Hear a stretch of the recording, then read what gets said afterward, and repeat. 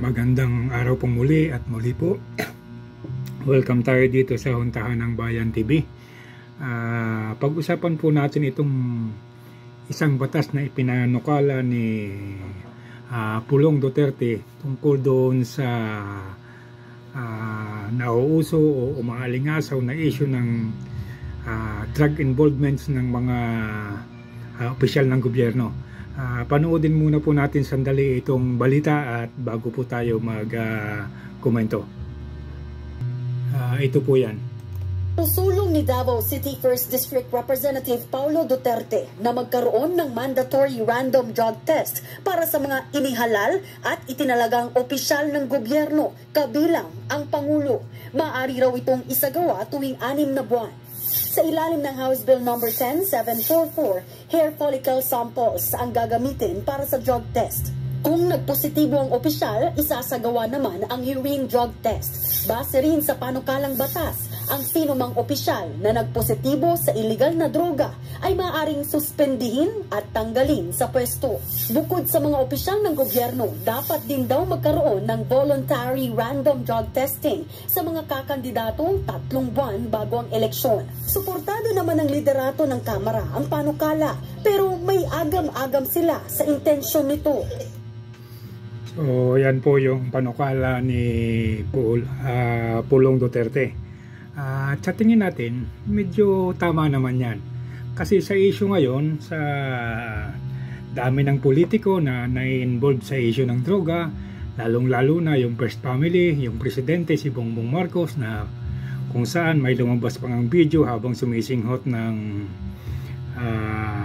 pulburon daw o cocaine o ano pa man yung tama isasabi nating may tatawag dyan, at yung issue ng kanyang asawa na pagiging bangag din, at yung kanyang mga anak na involved na rin doon sa mga issue ng pagpupulburon, at maging yung mga huling sinabi ni Cathy Binag, kamukha ni Altenco, ni Lagdameo at saka ni Florendo, Anton Lagdameo at saka si Tony Florendo, na sinasabi ni Cathy Binag na mga involved din sa mga ipinagbabawal na droga.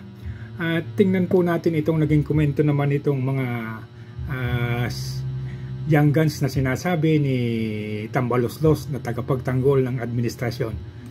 The intent is good because we are legislators to file bills for the betterment of the Filipino people at hindi para mang-asar or mang-single out or use your position to do things na may personal aspect po.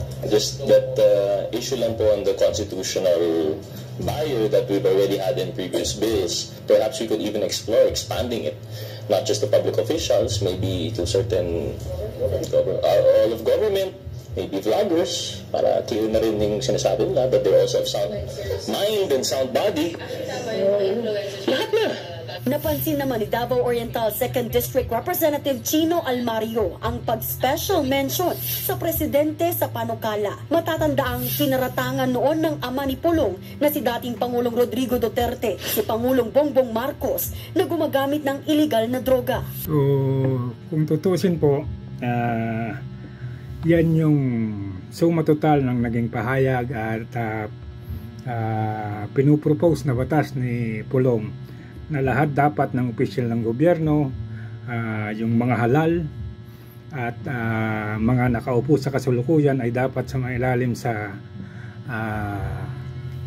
drug test sa pamamagitan ng buhok o hair follicle. So yan po naman ay agad na kinontra ng ilang mga mambabatas, at meron pang nagsasabi na yan daw naman ay unconstitutional at hindi raw naman dinidikta ng batas na gawin niya ng sino mang opisyal ng gobyerno o sino mang kandidato o kakandidato sa posisyon sa gobyerno. Pero tingnan po natin, sa laki ng issue sa droga ng Pilipinas na nai-involve ay presidente mismo, at meron pang kumakalat na video na siya ay aktual na sumisinghot ng droga, na agad namang idinidepensa ng ilang opisyal ng gobyerno kamukha ni Benhur Abalos, ng DILG, ng PCO, at ilan pang ahensya na yan daw po ay peke. At pinatunayan po nila yan sa paggamit ng larawan ng tenga. Pero yan po ay mariing ikinontes ni Kinontra at pinatunayan ni Miss Maharlika na ang nasabi pong video ay totoo at yan po ay authenticated sa US. So dito naman sa proposed bill ni Pulong, ang daming kongresista ngayon ang umaayaw at nagsasabing baka raw yan ay magamit sa hindi maganda kasi na-mention ang pangalan, ang posisyon ng presidente. Na kung tutuusin naman talaga sa laki ng isyong dumabot na kay Marcos at sa dami ng issue tungkol sa droga at hindi mo naman maitatanggi yan sa pananalita niya, sa kanyang kilos, kung ano yung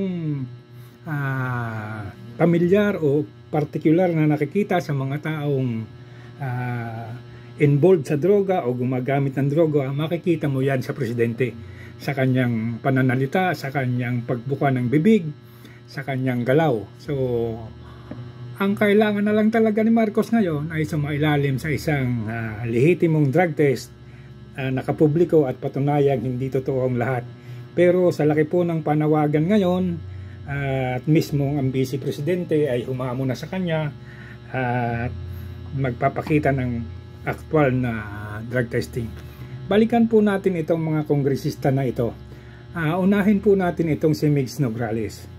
Kung atin pong matatandaan, yung biglang pagsulpot ng People Initiative na kung saan naging malaking issue yung pagpapapirma hanggang nang umabot sa investigasyon ay napatunayan at nakita na mismong itong si Migs Nograles ang nagsusulong ng People Initiative at ginagamitan ng panloloko o pandaraya sa mga tao na sa pamamagitan ng pagsasabi ng ibang bagay at mga pangako patungkol sa kapalit ng perma.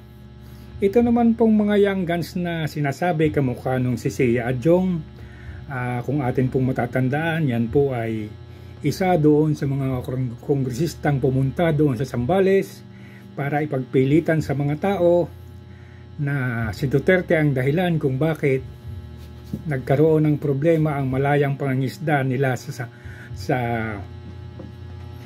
West Philippine Sea.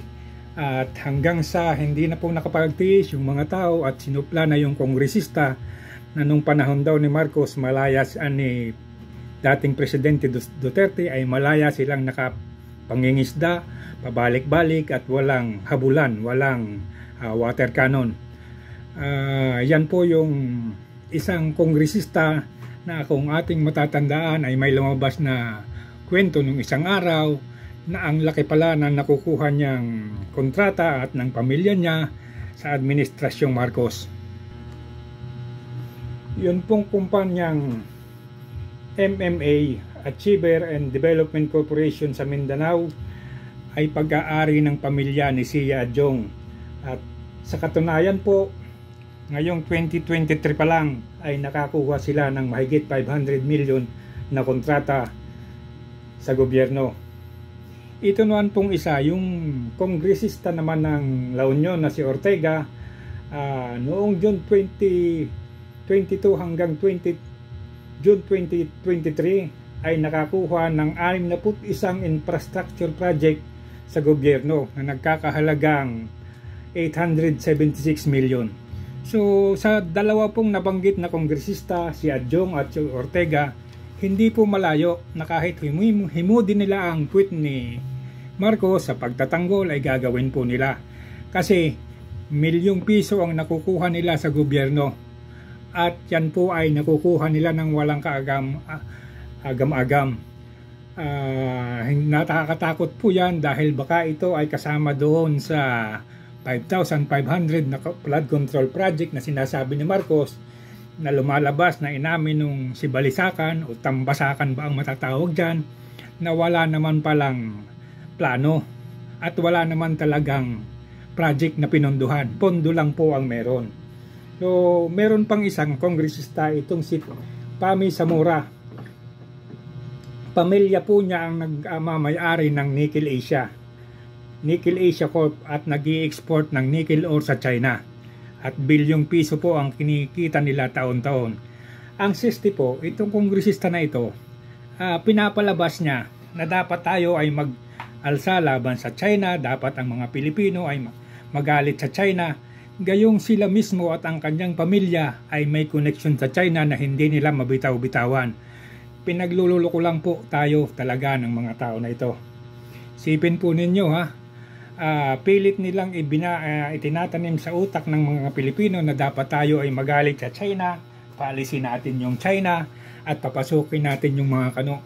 Samantalang sila, yung pamilya niya at itong ibang kongresista ay daang milyong piso ang napapakinabang sa gobyerno.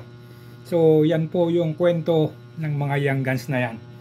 Ngayon, wag na po tayong magtaka kung bakit sila ay kontra doon sa drug test na isinusulong ni Pulong Duterte, sapagkat hindi naman po maitatanggi. Kahit bali-balig ta rin nila ang mundo, hindi maitatanggi na si Marcos ay nasa impluensya ng droga. At malamang nga, pati yung asawa niya at yung mga anak ay involved din. At ito po ang isang masakit. Yung mga tao sa Malacanang ay halos nagdodroga. Simula kay Anton Lagdameo, kay Tony Florendo, at yun pong nasa pagkor na si Altenco ay talagang binanggit ni Cathy Binag na nagdodroga. So, ang nangyayari po sa ngayon, hanggat na ipagtatanggol nila si Marcos at makakagawa sila ng kwento na kung paano mababaling yung pag-iisip ng tao at mawawala sa utak nila yung tungkol sa pagkaka-involved ni Bongbong Marcos at ng kanyang pamilya sa droga. Pansinin po ninyo sa Senado, sa Kongreso, ang hearing ngayon, pilit nilang ibinabaon si Duterte doon sa issue ng drug war. At pilit nilang ginagawa ng kwento at pilit nilang itinatanim sa utak ng mga tao na ito ang dapat pag-usapan. At ito nga pong huli, yung issue dati ni Trililing na mayroong alias Bicoy na isinabit sa shipment daw ng droga, yung asawa ni BP Sara na si Mons Carpio, si Pulong Duterte, at ilan pang personalidad tungkol doon sa shipment ng droga.